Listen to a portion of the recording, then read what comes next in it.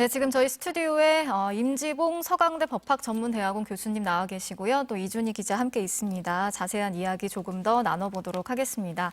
자, 교수님 어서 오십시오. 안녕하세요. 네, 자 앞서 한동훈 대표랑 한덕수 총리가 담화문을 발표를 했습니다. 내용 들으셨을 텐데 어떻게 보셨나요? 예, 결론부터 말씀드려서 전혀 헌법이나 법률에 근거가 없는 예, 그런 일이고 현행 헌법 하에서 대통령으로서의 권한을 어떤 헌법이 정한 절차에 의하지 않고 마음대로 위임할 수 없습니다. 예, 그게 국무총리가 됐건 여당 대표가 됐건 왜냐하면 국민들은 국민주권주의에 의해서 윤석열 대선 후보를 대통령으로 뽑아서 대통령으로서의 권한을 행사하게 한 것이지 예, 국무총리에게 또 여당 대표에게 특히 여당 대표는 지금 국회의원도 아니잖아요. 그렇죠. 국민의 선거를 거친 적이 없어요.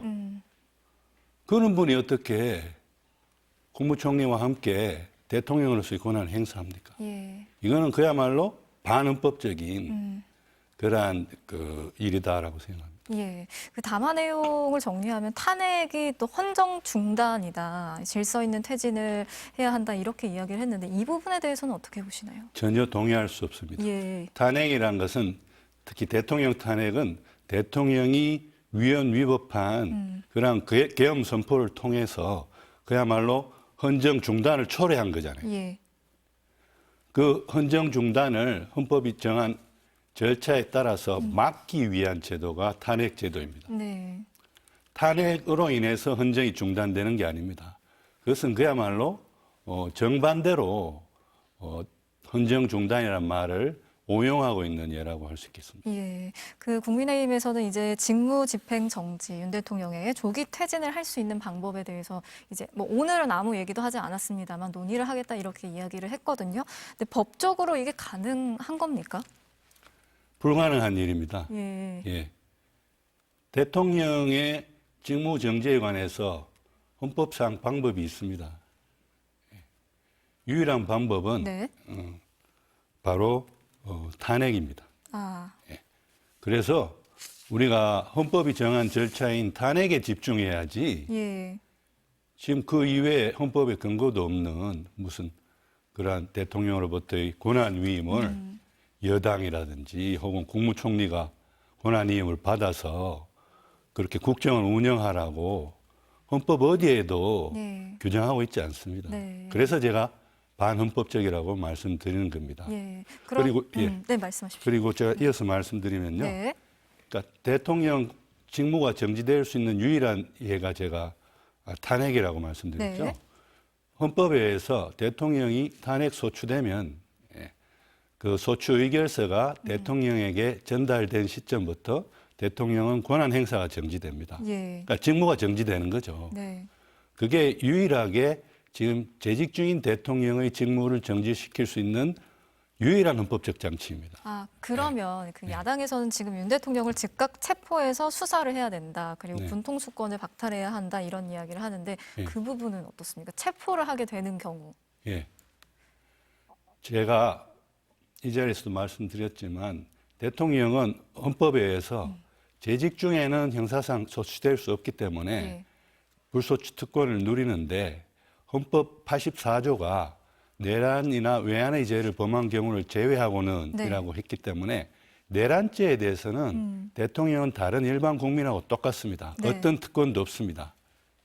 그렇기 때문에 수사받아야 하고 혐의가 있으면 수사받아야 하고 그 혐의가 중해서 인신을 확보해야 되면 체포 구속 영장을 법관에 발부해서 체포 구속할 수 있는 것이고 예. 또 기소하고 형사재판을 통해서 이제 엄정히 처벌할 수 있는 겁니다. 그런 상황에서 봤을 때 지금 오늘 언론 보도를 보니까 김용현 국방부 장관이 네. 오늘 새벽에 전격적으로 긴급 체포됐다고 들었습니다.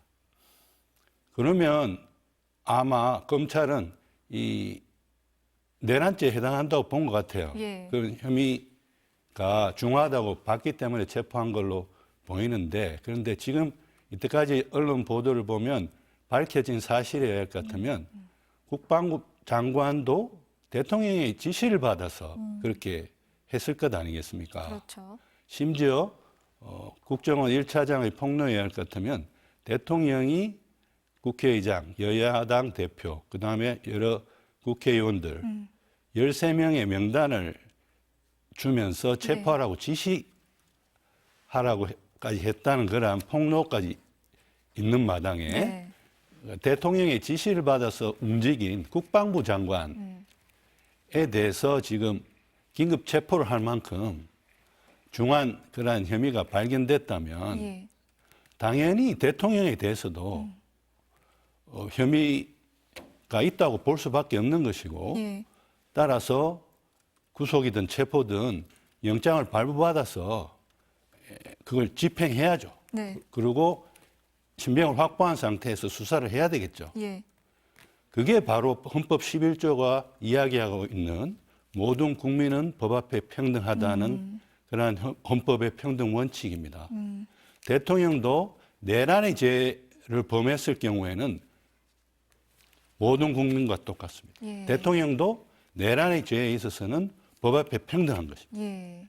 따라서 지금 국방부 장관에 대해서 긴급 체포를 했다면 왜 검찰이나 경찰이나 지금 공수처까지 세 개의 수사기관이 지금 다 달려들고 있잖아요. 그렇죠. 왜 영장을 청구하지 않습니까? 예. 그에 대해서 많은 국민들이 지금 의혹을 가지고 있으리라고 봅니다. 예. 그러면은 앞서 저희가 그 이준희 기자랑도 아까 이야기를 했는데 계엄 당시에 국무회의에 참석했던 장관들 있지 않습니까? 그 한덕수 총리도 물론 그 자리에 있었고요. 그런 경우에 이제 수사 대상에 포함이 당연히 될 수밖에 없는 거죠. 그래서 저는 이번에 국무총리와 여당이 앞으로 국정을 운영하겠고 윤석열 대통령의 그 조기 퇴진을 예. 이루겠다고 말하는 게 여러 가지 그 위헌 요소도 헌법에 근거가 없으니까 일단 위헌이고요. 위법적인 요소도 있어요. 왜냐하면 자 국무총리는 계엄 발표 직전에 예. 전부도 아니고 일부 국무위원들을 대통령이 모아가지고 국무회의를 소집해가지고 계엄을 선포하겠다고 할 때 그 자리에 있었어요. 찬성했는지 반대했는지 그럼 본인이 제일 잘 알겠죠. 예. 그런데 그 계엄 선포 행위 그리고 계엄군의 국회 투입 등이 지금 형법상의 내란죄에 해당한다고 해서 지금 세 개의 수사기관이 달려들어가지고 수사를 하고 있잖아요. 네. 그러면 국무회의에서 대통령이 위헌 위법한 계엄을 선포하겠다. 그리고 그러면 당연히 그 이야기가 오갔는지는 모르겠습니다만 계엄군을 국회에 이제 투입할 수도 있다는 것도 만약에 인지한 상태에서 국무회의의 부의장으로서의 국무총리가 그거를 말리지 않았다면 혹은 더 심각한 문제는 적극적으로 찬성했다면 그건 내란죄의 공동정범 혹은 적어도 방조범이죠. 예. 그렇다면 국무총리도 수사 대상인데 수사를 받아야 할 국무총리가 책임 총리로서 지금 여당과 함께 국정 운영을 하겠다? 이거는 법률적으로 저는 말이 안 되는 것이라고 생각합니다. 그렇군요. 그 여당에서 이야기하는 것 중에 또 하나가 이제 임기 단축 개헌 관련 이야기인데 이 부분에 대해서는 어떻게 생각하시나요? 저는요, 오늘 이 방송국에 오면서 머리에 문득 떠오르는 게 있었습니다. 예. 오래전에 박근혜 대통령이 이제 촛불 시위가 많이 번지고 그래서 이제 탄핵 이제 소추 직전 상황에서 제가 좀 찾아보니까 국회에서 당시 탄핵 소추안을 이제 표결하기 한 달 전이었던 것 같아요. 예. 박근혜 대통령이 대국민 담화로 뭐라고 이야기했느냐. 비슷한 이야기를 합니다. 그러니까 임기를 포함한 저희 퇴진 문제에 대해서 국회에 맡기겠다. 그래서 국회가 제가 평화롭게 퇴진할 수 있는 길을 정해주면 그에 따르겠다는 식으로 말씀을 하셨어요. 예. 그런데 그 당시 그런 말이 있고 나서 오히려 촛불이 더 세졌어요. 국민들이 무슨 말이냐, 당장 하야하라, 아니면 탄핵 심판을 받아라. 이런 요구가 더 거세졌기 때문에 그 당시에 여당인 한나라당 의원들 중에도 이탈표가 많이 나온 거예요. 그래서 탄핵 소추안이 어제와는 다르게, 어제의 우리 대한민국 국회와는 다르게 예. 제적 3분의 1을 넘어서 탄핵 소추가 가결되고 헌법재판소의 탄핵 심판에 의해서 박근혜 대통령이 파면된 겁니다. 그러니까 어제의 상황을 그 상황과 비교해 보면 너무 기시감이 든 거예요. 예. 그러니까 한동훈 대표를 이제 윤 대통령이 이제 부르잖아요. 예. 불러서 단독으로 이야기를 합니다. 그리고 이야기 내용에 대해서는 구체적인 것은 어느 쪽도 안 밝혔어요. 그러고 나서 어제 한동훈 대표가 탄핵 소추안 표결 직전에 국무총리를 만나고 와요. 그러고 대통령 담화가 2분짜리 담화가 있어요. 그러면서 임기 문제를 비롯한 모든 국정 현안을 여당에 일임하겠다는 말을 합니다.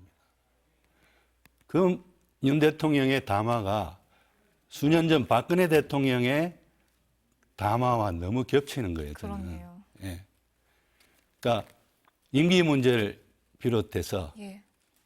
모든 국정 현안을 여당에 일임하겠다. 그런데 차이점이 딱 하나 있어요. 박근혜 대통령 때는 국회에 그랬죠. 맡기겠다 했고 예.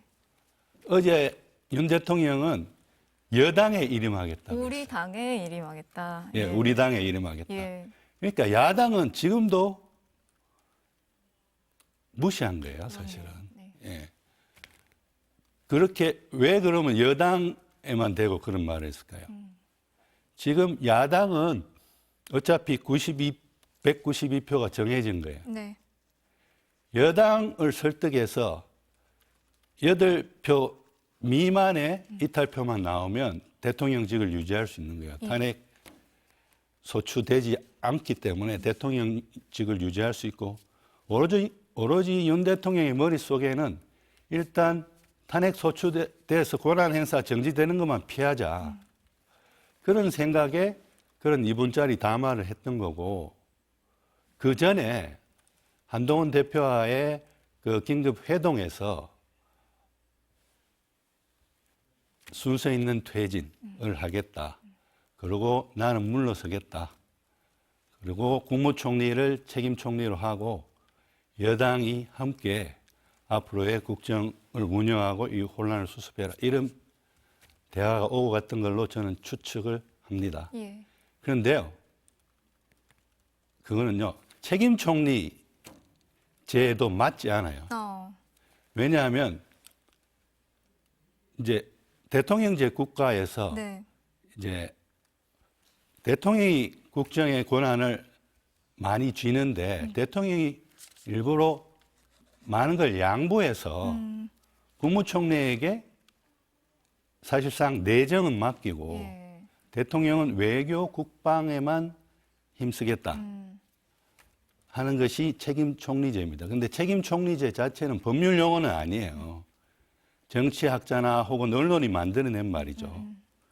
그러니까 일종의 대통령이 스스로 권한을 많이 자제한 상태에 실권을 가진 총리를 책임 총리라고 부르는 겁니다. 예. 그런데 아무리 책임 총리제 하에서도 심지어 의원 내각제 하에 총리와 대통령이 공존할 때도 총리는 내정에 관해서는 정권을 행사할 수 있지만 외교 국방에 관해서는 여전히 대통령이 권한을 행사해야 돼요. 그렇죠. 그게 책임 총리제고 또 의원 내각제입니다. 그런데 지금 현행 대통령제 헌법에서 책임 총리와 여당에게 내정뿐만이 아니라 외교까지도 맡기고 대통령은 외교 국방에 대해서도 아무런 권한을 행사 안 하고 이 선에 물러나 있겠다는 것은 우리 헌법에도 없지만 어느 나라 헌법에도 없는 거예요. 네. 그런 걸 하겠다는 겁니다. 그러니까 이게 얼마나 반헌법적인 그러한 방안입니까? 예. 자, 이 교수님과 좀 이야기를 나누고 있는데요. 저희가 잠시 뒤에 또 이야기 이어가도록 하겠습니다.